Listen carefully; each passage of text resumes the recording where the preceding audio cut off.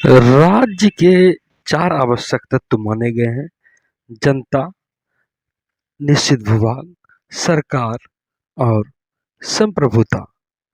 यहाँ पर जनता की बात देखें तो हम यह कह सकते हैं कि कोई भी संगठन हो, राज्य तो एक बड़ी संगठन होती है, तो उसके लिए आम जनता का होना आवश्यक है। उसके एक सदस्य के रूप में आम जनता ही उसमें जीवंतता लाते हैं और जो राज्य के नागरिक होते हैं, निवासी होते हैं, उन्हें राज्य हर प्रकार की सुविधा मुहैया कराती है, उनके हर प्रकार के विकास की बात करती है और ऐसा कोई राज्य नहीं हो सकता जिसकी जनता ही नहीं हो, जिसकी जनसंख्या ही नहीं हो। अगर किसी राज्य की जनसंख्या ही नहीं होगी तो फिर वह राज्य का कोई औचित्य नहीं होता, उसका कोई भौतिक स्वरूप का दर्शन ही नहीं होगा। यह अलग बात है कि हर एक राज्य की अपनी अपनी अलग अलग जनसंख्या होती है और इसका कोई एक निश्चित मानक नहीं हो सकता कि कितना जनसंख्या होगा। किसी राज्य की जनसंख्या लाखों में होती है तो कहीं अरबों में होती है। वहीं अगर हम विचारक को देखें तो प्लेटो जैसे विचारक ने कभी कहा था कि राज्य की जनसंख्या 5040 होनी चाहिए। वे अपने समय के अनुसार कहते। वहीं अरस्तु, प्लेटो के बाद अरस्तु की बात आती है तो उन्होंने राज्य की जनसंख्या का आधार कम से कम 10,000 माना था। हालांकि यह बात भी सही है कि वर्तमान संदर्भ में देखें तो राज्य का इतना अधिक कम जनसंख्या में एक मानक नहीं माना जा सकता और विशेष करके इस संदर्भ में कि राज्य की सुरक्षा की बात हो, राज्य की आवश्यकता की बात हो तो जनसंख्या तो चाहिए ही और राज्य की जनसंख्या भी राज्य के अनुरूप होनी चाहिए। कहने का तात्पर्य कि वहाँ जो खनिज संपदा है, उत्पादकता है, जीवन निर्वाह के साधन है, जो तकनीक है, उस अनुरूप में यदि जनसंख्या नहीं होती है या अधिक हो जाती है तो फिर वह भार सिद्ध हो जाती है। वह अपने देश की जनसंख्या का भरण पोषण नहीं कर सकती है। अतः देश की जनसंख्या का अनुपात भी प्राकृतिक संसाधन के अनुकूल हो तो यह बेहतर माना जाती है। दूसरी ओर यह भी बात है कि यदि राज्य का भूभाग बहुत बड़ा है, विशाल है, समृद्ध है और यदि वहाँ जनसंख्या ही नहीं है तो सैनिक दृष्टि की बात हो या कृषि की दृष्टि की बात हो तो फिर वह शक्तिशाली नहीं बन सकता। उसे फिर परेशानी होती है और राज्य चूंकि एक मानवीय संस्था का स्वरूप है, इसलिए किसी भी राज्य में जनसंख्या का होना तो उसकी प्रथम आवश्यकता है। निश्चित भूभाग किसी भी राज्य के लिए उसका एक निश्चित भूभाग होना आवश्यक है। उस राज्य का एक दूसरी बड़ी आवश्यकता मानी जाती है और क्योंकि जनसंख्या होगी तो उसे रहने के लिए भौगोलिक प्रदेश चाहिए और इस भौगोलिक प्रदेश में एक स्वतंत्र शासन की स्थापना होती है और जिस राज्य का भौगोलिक प्रदेश नहीं होगा वहां पर कानून नहीं होगा तो फिर आम जनता को परेशानी होगी। इसीलिए राज्य का क्या कानून होता है और उसकी कौन सी सरकार होगी, उसका पालन कौन सी जनता करेगी या वहाँ के जो जनता होंगे वह किस सरकार के अधीन होंगे, कौन सा कानून का पालन करेंगे, तो इसके लिए एक निश्चित भूप्रदेश की आवश्यकता होती है। और यदि अस्थायी लोगों का ही संगठन हो, भ्रमणशील लोगों का ही दल हो तो उसका राज्य की कल्पना फिर नहीं की जा सकती है। यहाँ पर आप एक संदर्भ इजराइल का समझ सकते हैं।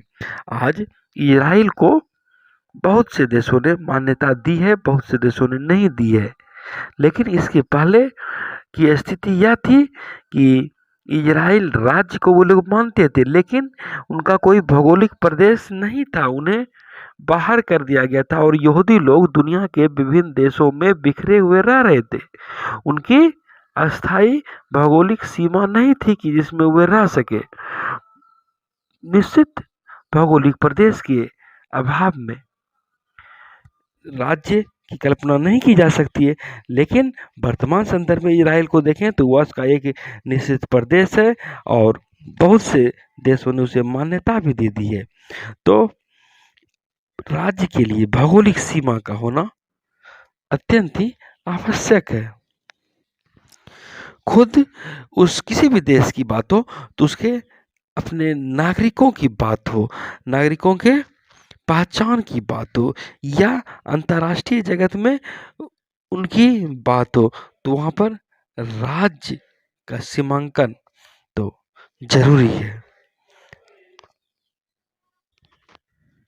हालांकि भौगोलिक प्रदेश की क्षेत्रफल कितनी होनी चाहिए, इसके बारे में भी कोई एक निश्चित मानक नहीं कहा जा सकता। हालांकि यूनानी दार्शनिकों ने कहा था कि भूमि बहुत अधिक नहीं होनी चाहिए, नहीं बहुत कम होनी चाहिए। रूसो जैसे विचारक की बात करें तो उन्होंने कहा था कि सफल प्रजातंत्र के लिए आवश्यक है कि छोटे राज्य हो। लेकिन आज हम भारत जैसे बड़े राज्यों के संदर्भ में भी देखें तो यहाँ भी सफल लोकतंत्र की स्थापना हुई है। तो ऐसी कोई बात नहीं है कि छोटे राज्य में ही सफल लोकतंत्र स्थापित हो सकता है। और भूमि कितनी हो इसका भी कोई विशेष महत्व आज नहीं दिखता है। आज हम देखते हैं कि रूस, कनाडा जैसे देश, वहीं छोटे छोटे ऐसे देश भी हैं।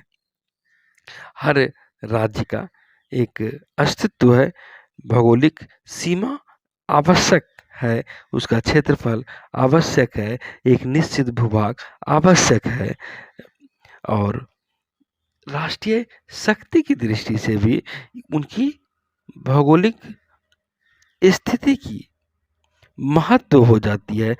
सैनिक शक्ति की बात हो या उसके अन्य साधन की बात हो, वहाँ पर भी राज्य का क्षेत्रफल उसकी एक शक्ति बन जाती है। वे विशाल प्रदेश में विशाल उत्पादन कर सकते हैं। विशाल खनिज की बात हो तो उसकी प्रचुरता से वे लाभ उठाते हैं और ऐसा कई देश आज कर रहे हैं। और समझने वाली बात यह है कि भौगोलिक प्रदेश सिर्फ उतना नहीं है जितना कि ऊपरी सतही दृष्टि से हमें दिखता है, बल्कि उसके अंतर्गत के खनिज हो, प्राकृतिक संपदा हो, नदी हो, पहाड़ हो या कोई बंजर भूमि ही हो, वायुमंडल ही हो, वह भी उसकी सीमा में आ जाता है। यहाँ तक कि राज्य के तट से 12 मील तक की समुद्री सीमा भी उसी के अधीन आती है। तो राज्य का भौगोलिक परिवेश की बात भी व्यापक संदर्भ में देखी जाती है और राज्य कोई एक भूमि का टुकड़ा नहीं होता कि इधर उधर बिखरा पड़ा रहे। राज्य के भौगोलिक प्रदेश के लिए यह भी आवश्यक है कि वह एक जगह हो, कुछ यहाँ कुछ वहाँ हो, तो फिर वह राष्ट्रीय एकता के लिए एक समस्या बन जाती है। हमने एक उदाहरण देखा है पाकिस्तान का। 1971 के पहले पाकिस्तान, पूर्वी पाकिस्तान और पश्चिमी पाकिस्तान एक ही था, लेकिन बाद में कई तरह की समस्याओं के उपरांत बांग्लादेश पूर्वी पाकिस्तान के रूप में एक अलग देश के रूप में ही उभरा। तो उनका एक निश्चित भौगोलिक क्षेत्र था और वहाँ पर उसकी भौगोलिक एकता, उसकी प्रशासनिक सुविधा की दृष्टि की बात हो या अन्य जनता की सुविधा के संदर्भ में देखा जाए तो भौगोलिक प्रदेश का एक जगह होना भी अति आवश्यक है।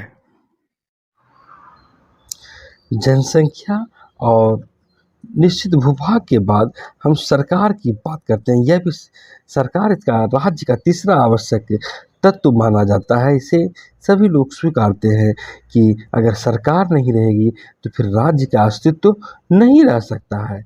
सही राज्य यदि एक संगठनात्मक रूप में है तो वहाँ पर राज्य की नीति का निर्माण होता है, उसे न केवल निर्माण होता है बल्कि उसका क्रियान्वयन भी किया जाता है, और उसका क्रियान्वयन वहाँ एक निश्चित प्रदेश में रहने वाले लोगों पर किया जाता है, उस पर शासन किया जाता है। तो यह शासन वहाँ के सरकार के द्वारा ही किया जाता है, उस सरकार का निर्माण भी वहाँ रहने वाले लोगों के द्वारा किया जाता है।